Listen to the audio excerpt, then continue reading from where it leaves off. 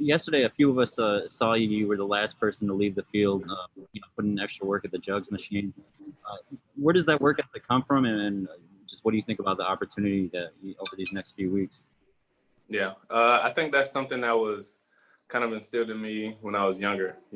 Just growing up watching my parents work extremely hard, working multiple jobs, my mom and my father. So I think it started at a young age, and just kind of carried throughout my entire playing career, whatever sport that was. You want success, you're gonna have to put in work and put in extra work at times too. So I think that's just kind of where it started. Omar? Isaiah, you've kind of teased us for the last 2 years with strong early practices, then sort of faded with injuries. What's going to make this camp different than the past ones? Yeah, well, I joked around with our trainer Kyle.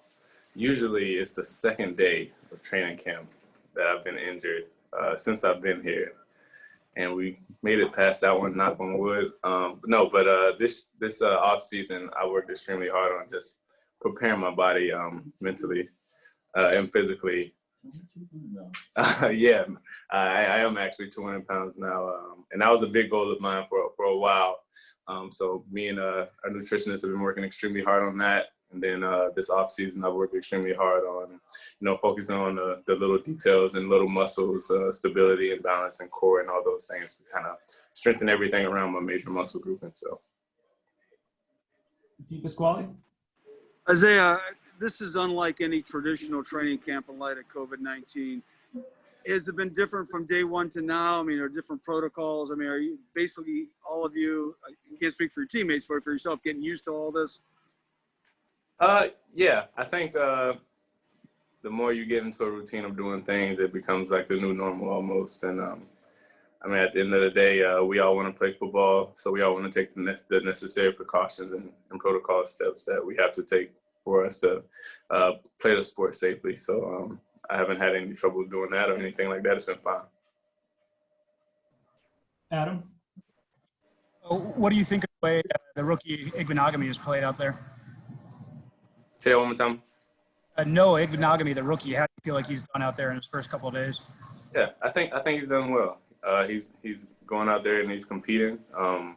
You can tell he's a really competitive guy. If he gets beat, he's going to come back and try the next play. He's not going to get down on himself or anything. Which at that position, you have to have confidence in yourself. So I think that the more reps he get, he'll continue to get better. Al? Hi, Isaiah. I wanted to ask you, last year, I believe it was, you mentioned how you had confidence in yourself the whole time. And you had a chance to perform, and you did that at the end of the year. And yet here we are again, where you're fighting for the roster spot, obviously, and a prominent role on the offense. Up until now, how have you avoided saying, geez, what do I have to do to establish myself in this league? How do you avoid getting that feeling? Because you've been on that doorstep so long. I just take it one day at a time. Throughout this entire process, through my it's going into my fourth year, I've learned that you can only control what you can control. And it sounds cliche, but it's the truth. So whether that's me being intentional in getting to meetings on early, or staying after with doing work, or studying extra, or whatever I have to do. Whatever that's in my control that I can actually physically do and take control of, I try to do those things and let the chips fall where they may. Travis? Hey, Isaiah, how's it going? Good to see you again, man. I wanted to steer the conversation here away from football for just 1 second, because the last time we talked was about your foundation. And I just wanted you to update me on how things are going with the Be the Change Foundation. Yeah, no, so things are going really well. We got a big donation right after we had the conversation last time. I don't want to say who it was, but it's somebody that was really near and dear to my heart, and so I was extremely happy about that. But the foundation's going well. We're still raising money for the GoFundMe, and if we raise enough money, we might even be able to do 2 scholarships, which would be pretty cool too. So, David? Isaiah, how are you, man? I'm doing good. How are you? Good.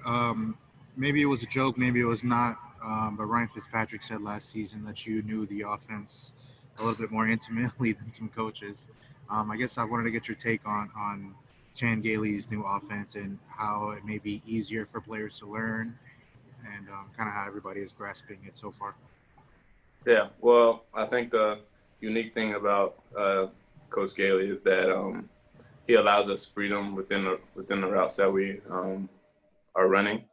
And as a wideout, that's something that you really want to hear, to be able to be creative and have that freedom to kind of paint your own picture when you're running routes and not just have to go straight lines. But in terms of the offense, it's just like any other offense. You're going to have to actually put in time to learn the playbook and implement the things. And I think the more that we can do collectively as a group to kind of learn full conceptually instead of just one position, I think the better it would be in terms of everyone being able to move around and things like that.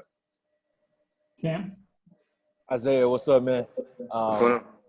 I know obviously you guys had Albert Wilson and Allen Hurns drop out, opt out, and obviously that hurts the team. But on a personal perspective, that provides more opportunities for the other guys. How have you looked kind of maybe at the increased opportunity, not just to make the team, but to play a significant role for maybe from week one? Yeah, I've honestly just tried to focus one day at a time, and that's how I've been taking it my entire time being in the league, and I think that's something that that I've found to work for me. Staying focused on living in the now. Whether that's one rep at a time, one meeting at a time, and so on and so forth down the line, and then at the end of the day, we'll see where we are. But I think the more I can focus on just being where my feet are, focusing on the now, then I think that's what I'll be where I want to be. Omar? How much did the experience that you gained playing last season and working in the slot do you feel helped you in terms of your development?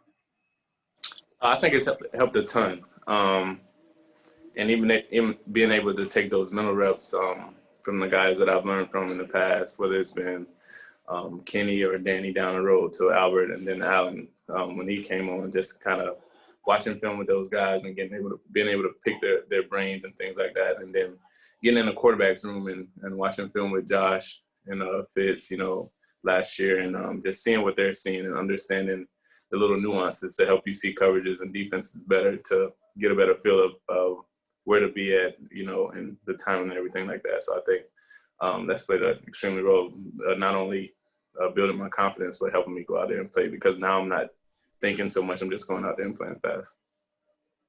Got time for a couple more. We'll go to Hal. I'd like to revisit the opt-outs by Allen Hurns and Albert Wilson for just a second. Did you not think that there was a door open that much more, not just to make the roster, but for playing time, given there are 2 fewer receivers out here now?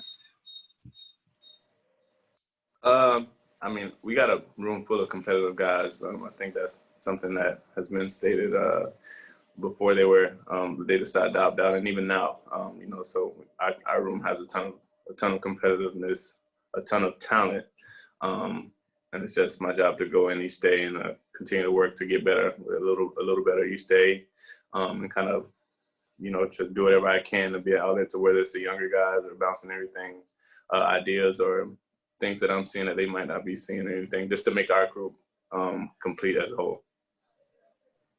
One more for Cam Wolf. Isaiah, when you're out there in the slot with them, what's it like playing with Preston and DeVante, both being those big receivers on the outside, drawing that attention? Yeah, it's a lot of fun. I think those two are so unique in their demeanors and their personalities. They're kind of two complete different people, but on the field, they're both monsters in their own way. They're extremely gifted, extremely talented people, and then they can make a big play at any time. But it's a lot of fun. I think we got a really good receiving group.